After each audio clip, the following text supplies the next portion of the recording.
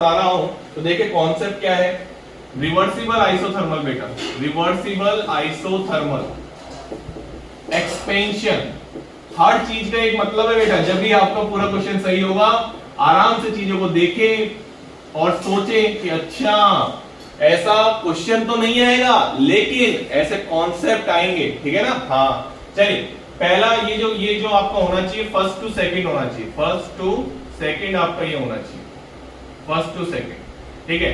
और second to third मैं थोड़ा सा गैप देके लिखता हूं, ठीक है। सेकंड टू थर्ड आपका होना चाहिए क्या, सेकंड टू थर्ड आपका होना चाहिए क्या, reversible adiabatic expansion. Reversible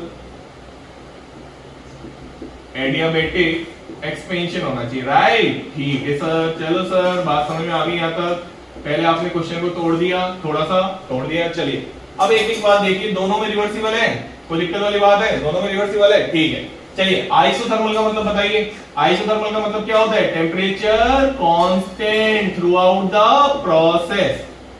isothermal का मतलब क्या होता है, ये बहुत बेसिक से पढ़ाया जाता है। अगर थोड़ा भी तुमको थर्मोडायनेमिक्स आता हो ना तो तुमको पता होगा कि कितने आइसोबैरिक, आइसोकोरिक, आइसोथर्मल, एडियाबैटिक, चार तरीके के प्रोसेस स्टार्टिंग में बता दिए जाते हैं कि आइसोकोरिक में वॉल्यूम कांस्टेंट होता है, आइसोबैरिक में प्रेशर कांस्टेंट होता है, आइसोथर्मल में टेम्परेचर कांस्टेंट होता है और एडियाबैटिक में Q0 होता है। जी हाँ, एडियाबैटिक में क्या होता है, Q0। ये क्या बना दिया सर, G थोड़ी है, Q क्या होता है, 0, ठीक है। रिवर्सिबल का मैं आपको मतलब समझाऊं। रिवर्सिबल का मतलब ये होता है कि आपका जो प्रोसेस है वो बहुत ही स्लो प्रोसेस है। कैसा प्रोसेस है, बहुत ही स्लो प्रोसेस है। आप इरिवर्सिबल के ग्राफ को तो बता भी नहीं सकते, केवल किसके ग्राफ को बना सकते हो, रिवर्सिबल वाले ग्राफ को आप रिप्रेजेंट कर सकते हो अच्छे से कर्व में।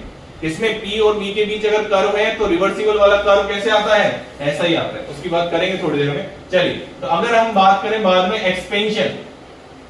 एक्सपेंशन का मतलब क्या होता है कि मतलब वॉल्यूम क्या हो रही है, इंक्रीज हो रही है। एक्सपेंशन का मतलब क्या होता है कि V1 कम है किससे, V2 से। आराम से देखो, कोई दिक्कत वाली बात नहीं। ये लो, सारी चीजें देख ली।